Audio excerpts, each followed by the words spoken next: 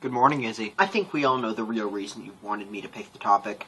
You're lazy. But after some thinking, I came up with something that I think we can talk about for a little bit. Nostalgia. The problem with nostalgia is it often puts a cloud in front of all of the issues with certain things and makes us think things were better than they actually were.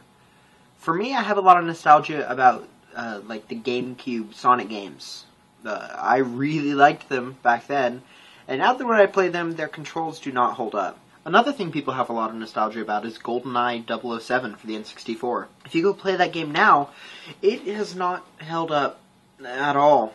I actually wasn't able to play that game until just a couple of years ago, because my parents never let me play it when I was a kid.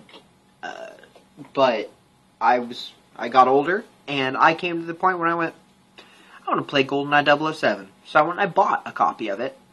And the campaign is fun, but the controls and the graphics have not aged well. We live in an age where this type of stuff can change in just a few years. And change dramatically. And with this change, it becomes either awful, as in the case of the change from the Super Nintendo controller to the N64 controller, or fantastic, such as the evolution of controllers up to the point where we have the standardized controllers of, like, the Xbox 360 and the PS3. But nostalgia is an interesting beast. I wasn't able to play a lot of the big games growing up, like I said with GoldenEye. I was also recently playing Duke Nukem 3D.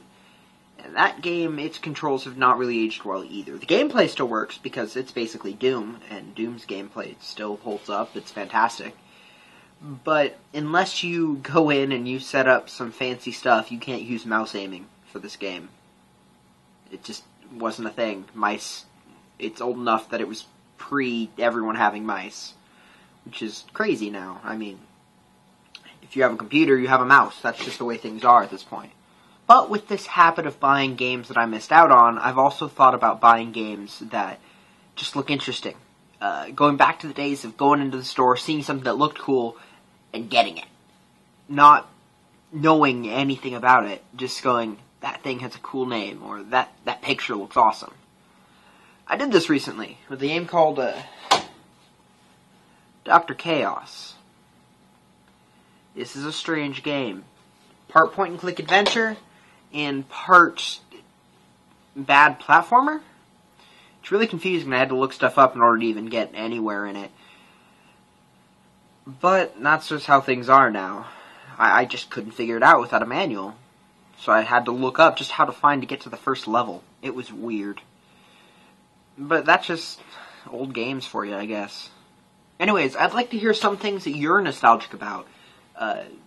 Be it games, be it shows, whatever. I think that nostalgia is a category that we end up talking about a lot, but we never really go anywhere with. I will see you on Friday. Yeah, Friday.